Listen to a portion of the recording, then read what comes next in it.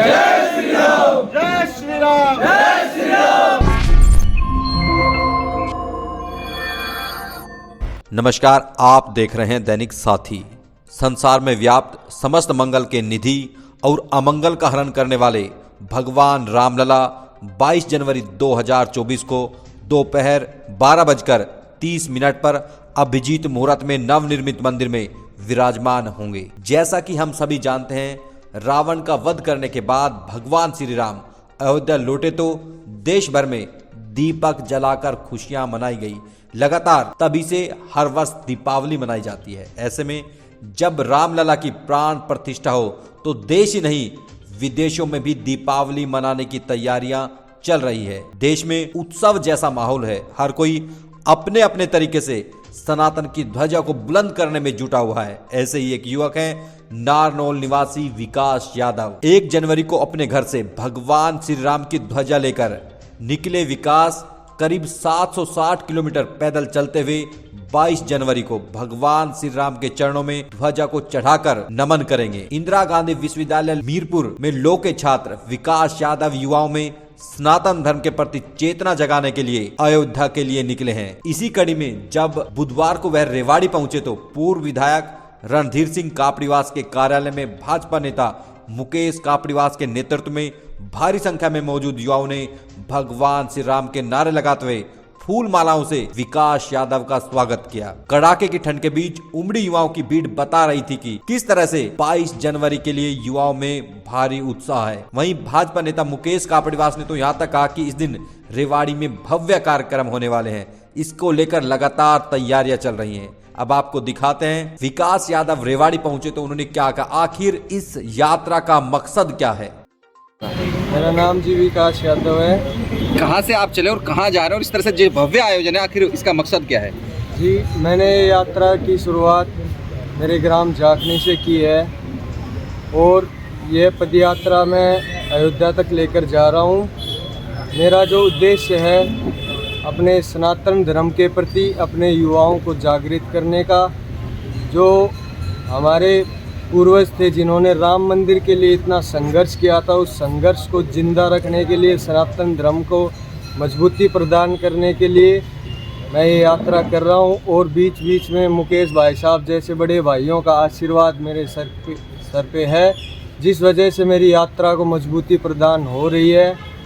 आपकी यात्रा महेंद्रगढ़ में शायद आपका गाँव है। हाँ जी। तो आप अयोध्या से जाए कब शुरू की थी और कब तक टारगेट है वहाँ पर पहुँचने का। 1 जनवरी को मैंने शुरू की थी और 22 जनवरी तक का मेरा लक्ष्य है वहाँ पहुँचने का। और 23 जनवरी को प्रभु श्री राम के चरणों में ये ध्वज मैं अर्पण करूँगा, उनके दर्शन करूँगा। यहाँ पे भी तमाम सैकड़ों संख्या में युवा मौजूद हैं। आखिर मकसद क्या है इस यात्रा का, दूसरा आप करते क्या है, आपके दिमाग में ये आइडिया क्या कि मुझे ये करना चाहिए और क्यों आपको ये लगा कि मुझे ही प्रेरित करना है युवाओं को सनातन के प्रति। ये तो मुकेश भाई साहब जैसे भाई साहब हैं जिनके सानिध्य में हम चल रहे हैं। इन्होंने हमें समझाया, धर्म की शिक्षा दी, उससे फिर दिमाग में आया कुछ प्रभु श्री राम की भी कृपा है जिन्होंने मेरे को चुना इस यात्रा के लिए।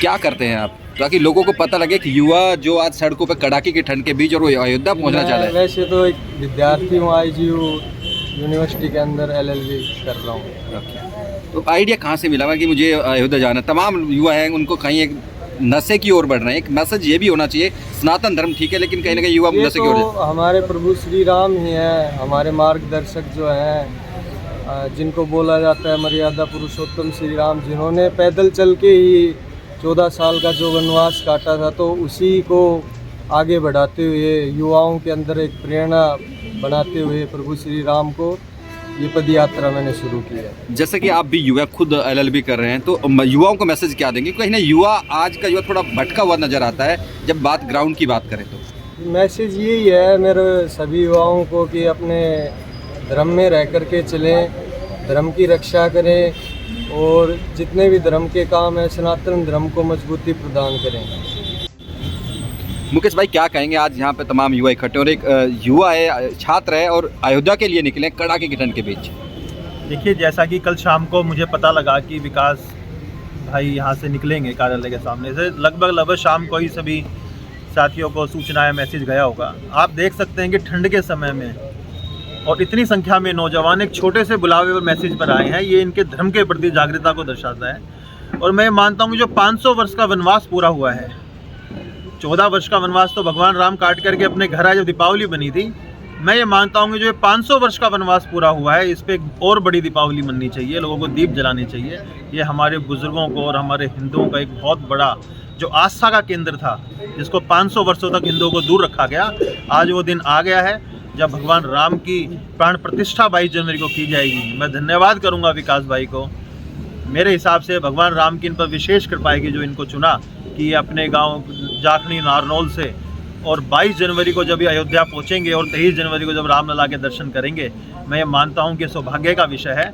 और धन्यवाद करता हूं कि जो आजकल युवा जो नशे की तरफ बढ़ रहा है, आजकल वो अपने धर्म के प्रति भी जागृत है, देश के प्रति जागृत है, और युवाओं में जो एक प्रेरणा देने का काम ये कर रहे हैं, इसके लिए मैं इनका बहुत बहुत धन्यवाद और आभार करता हूँ।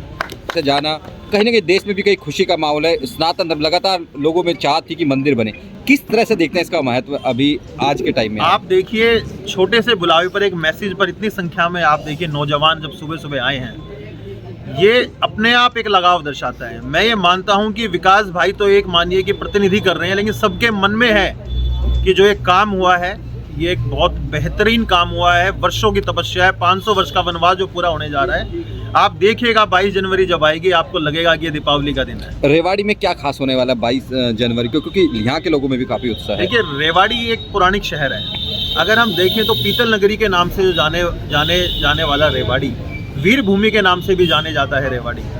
और भगवान कृष्ण के जो बड़े भाई दाऊ बलराम थे, वो रेवाड़ी बिहाए थे। तो एक पौराणिक शहर होने के नाते रेवाड़ी पे, और क्योंकि नौजवान जिला है, 34 वर्ष का है मात्र रेवाड़ी जिला, आप देखिएगा जब 22 जनवरी आएगी तो पूरे भारत में सबसे एक अलग तरीके का एक अनुभव अगर आपको रेवाड़ी में नजर आएगा। जगह जगह पर भगवान राम की स्क्रीनिंग होगी, जो लाइव दर्शन जो कराए जाएंगे। हर पंचायतों में भी सरपंच अपनी प्लानिंग कर रहे हैं, कुछ लोग प्रतिष्ठित लोग कर रहे हैं, जगह जगह पर इस प्रकार के कार्यक्रम हो रहे हैं, भंडारे होंगे और शाम को दीपावली मनाई जाएगी। माना जाए कि एक बड़ी दिवाली बनाने की तैयारी है। बिल्कुल भव्य दीपावली मनाई जाएगी। और 500 सालों का वनवास आप देखिए, हमारे कितने बुजुर्गों ने इसके लिए अपनी शहादत दी है, बलिदान दिया है, और बिल्कुल मनाना भी चाहिए। सनातन धर्म की बात है। और मैं ये मानता हूँ भगवान राम, जिन्होंने पूरी, आज देखिए आप मलेशिया में या इंडोनेशिया का नोट देखेंगे, उन पे भगवान राम का फोटो है, और मुस्लिम देश है, उन पे भगवान राम के नोट पे उनका फोटो हो, और हमारे देश में उनको सालों तक, 500 साल तक टेंट में रहने पर मजबूर कर दिया गया। ये कहीं ना कहीं जो कांग्रेस की तुष्टीकरण की राजनीति थी, उसको उजागर करता है। मैं ये मानता हूँ कि भारत देश, जहाँ पर हम सौभाग्यशाली हैं, जहाँ कृष्ण भगवान और राम भगवान पैदा हुए, वहाँ पर हमने जन्म लिया, और ये उनका देश है, उनका भव्य मंदिर बनना ही चाहिए, इसमें कोई किंतु परंतु है ही नहीं। एक हिंदू राष्ट्र की मांग की जाती है, क्योंकि पहला काम हो चुका, कहीं ना कहीं भगवान श्री राम विराजमान हो रहे हैं, तो एक हिंदू राष्ट्र की बात है, आप एक युवा क्या सोचता है? देखिए, हिंदू राष्ट्र का आपका कहने का मतलब, हिंदू राष्ट्र तो है ही, जहाँ पर 80% से ज़्यादा हिंदू पॉपुलेशन हो, हिंदू राष्ट्र है। हिंदू राष्ट्र का ये मतलब नहीं है कि और कोई यहाँ रहेगा नहीं। आप ये देखिए, हिंदू एक जीवन शैली है, धर्म सनातन है। हिंदू राष्ट्र का मतलब है कि हम सब लोग मिलके रहें, एक रहें, एक दूसरे का सम्मान करें, वसुदेव कुटुंबकम के संस्कारों को आगे बढ़ाते हुए हम सबको साथ लेकर के चलें। ये हिंदू राष्ट्र का मतलब। मैं मानता हूँ कि हिंदू राष्ट्र है, और थोड़ी बहुत कमी है वो मोदी जी के राज में। आप देखिएगा 2024 में भव्य रूप से 400 पार का जो नारा आज मोदी जी ने दिया है, सरकार बनने जा रही है, और अभी अयोध्या तो झांकी है और मथुरा अभी बाकी है।